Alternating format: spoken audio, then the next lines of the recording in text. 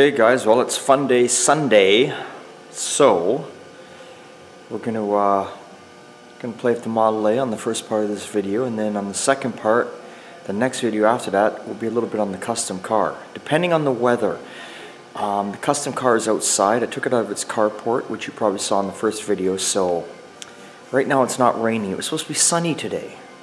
So of course I rolled it back out of the carport thinking it was going to be sunny and put it outside, and now it looks like it wants to piss down rain. But anyway, so we're on to the Model A today. Not a lot to do.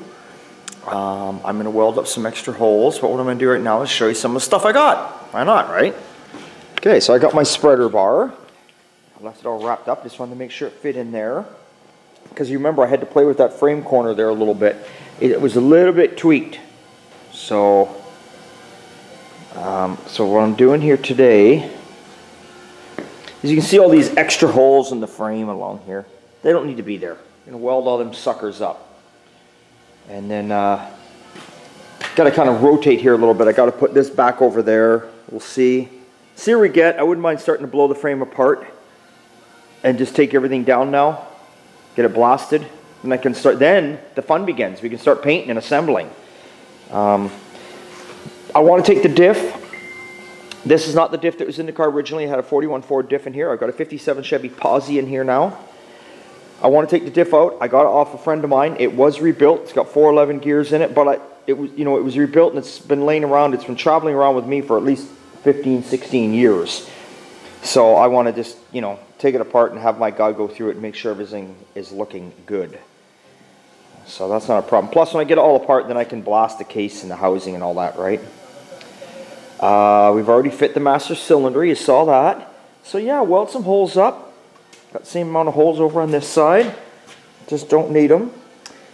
Get rid of those. So like I say, nothing too fancy on this today. Here's what came in. Here's the tires that were on my car originally when I had the 41 diff in there. The old Firestones, which I've got a set of these again. I'm going to be running too. These will be my skinnies. But obviously I'm not running these because these are on a Ford 16-inch rim. There's my slicks. Firestone. One set of tires. Dragster. Slicks. Obviously they're quite a bit shorter than what that was on there. This tire here, I can't remember what this tire was. Well, it's a 16, so you're gonna gain a little extra height there. I think this is 31.5 or 32 tall. This tire I got now is 30.5. The slick's 30.5. But like I say, I'm not going to run the slicks all the time. So the plan is for the slicks, if you can visualize this, I'm putting a black rim on, a solid black rim with just a moon hubcap.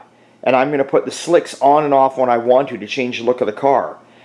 And I've also got, here's a set of Firestone radials for this down here, for the front. And then, I've got other chrome wheels. Those there, and then I've got these ones for the rear. I won't drag them out of the box, but they're there. So I've got a couple different sets. So like I say, we're going to run, I've got another set of front tires too, because these are radial. Probably run those with my slicks. The slicks, the only one's going to have a black rim. Run those once in a while. Then I'll pull all them off and I'll put a set of bias ply on. Big and littles. That's my plan there. Kind of just, I like this, like I told you about the fenders. On and off. What else came in for this thing? Oh, the window for the regulators for the window channels, I guess. The window seals from Vintique. What else came? Starter. Starter came in.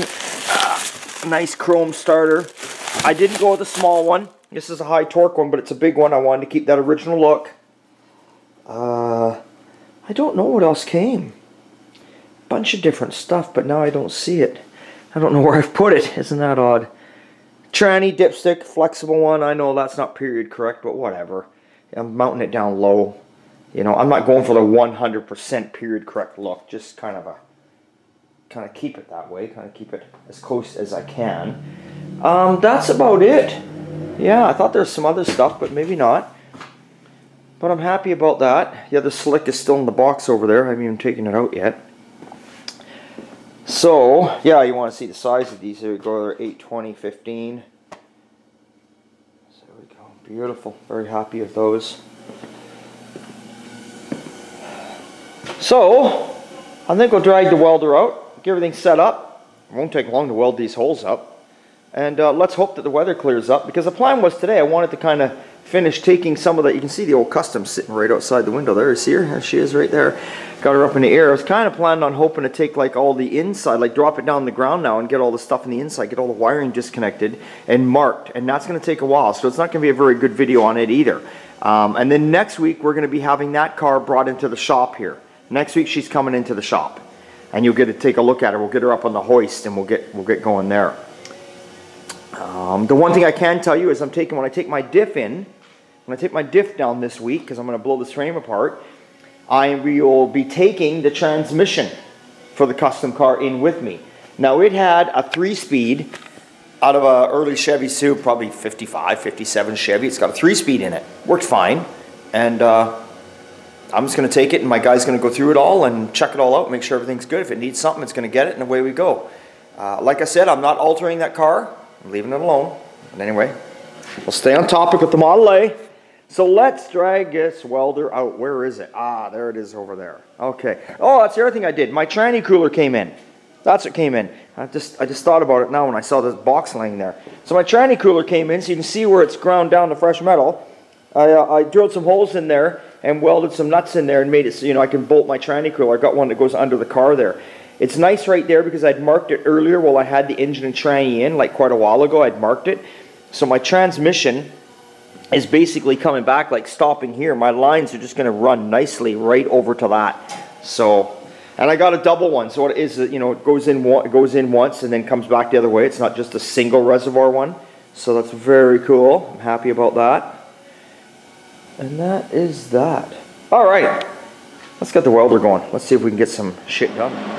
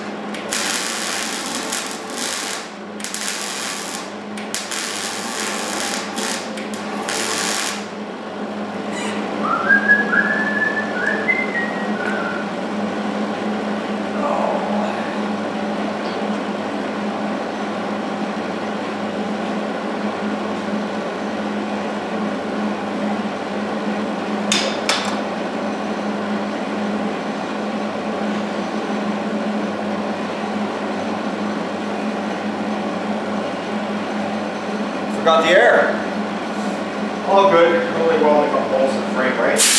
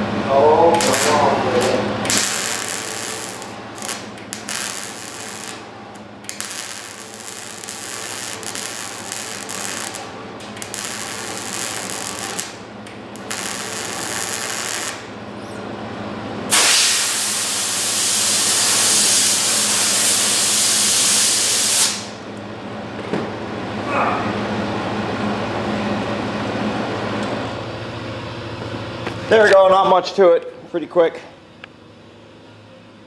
What do you have there? 2, 4, 6, 8 holes, welded up. So we'll put on the old ear protection here, grab the old grinder, grind those suckers down, and go on to the next side.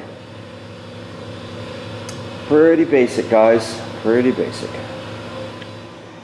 Okay, so we got the other side all welded up. Looking good, beautiful. Ground down, I ground this side down. So now what I'm attempting to do here is I'm going to take the front suspension out of it. So I've got my wishbones taken off.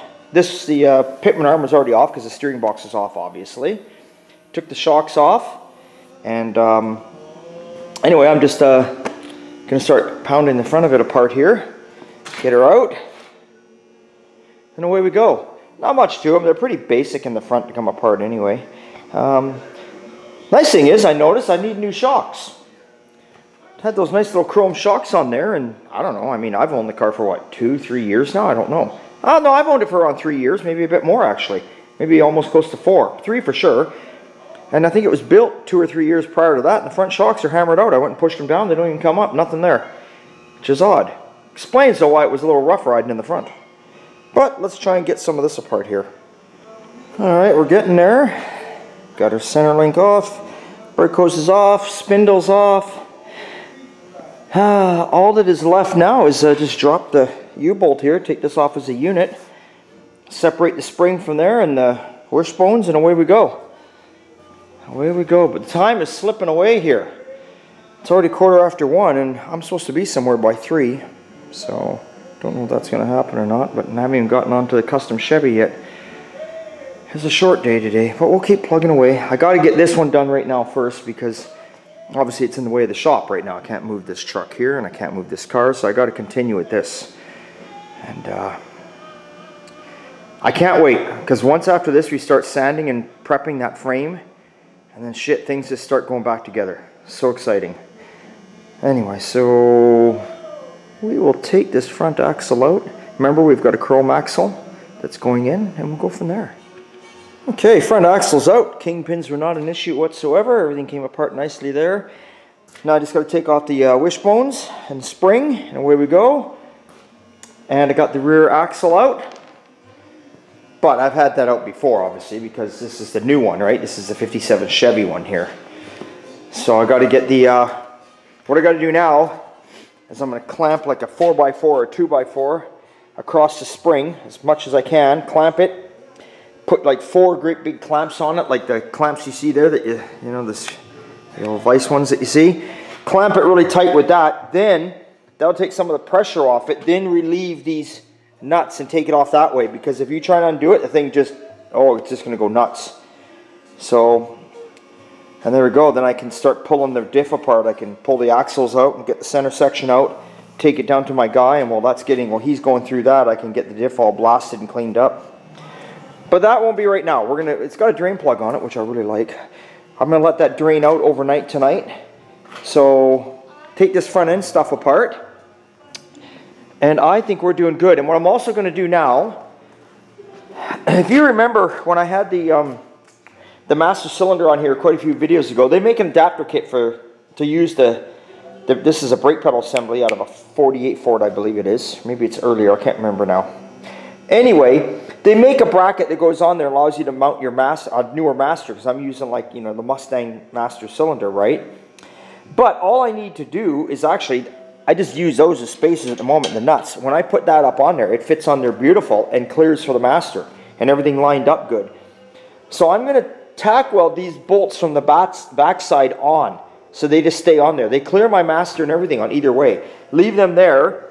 Make some proper spacers in here, and there we go. So what I'll do is when I go to put this together, you'll see this in later videos when we go to do it. The master bolts on first, so you can get to the 2 bolts that are down below, one there and one in behind this one. Then you put your pedal assembly on.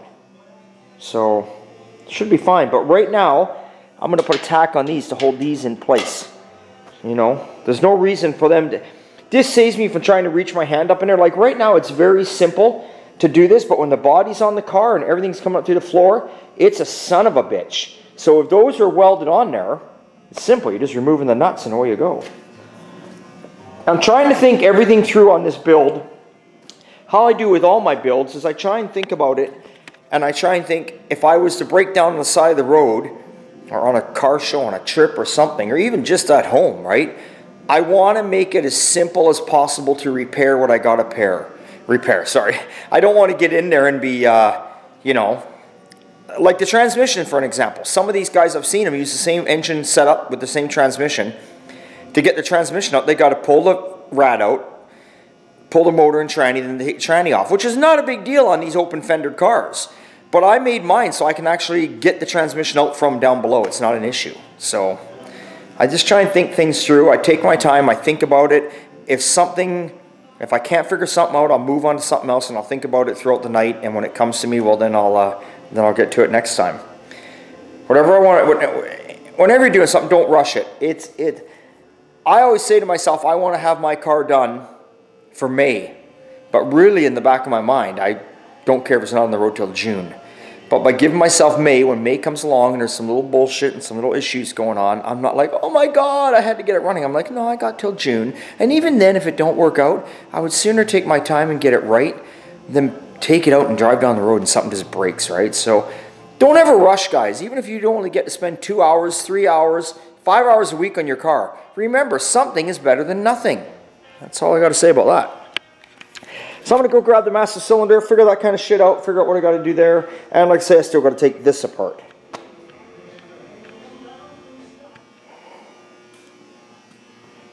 There we go. She's gutted.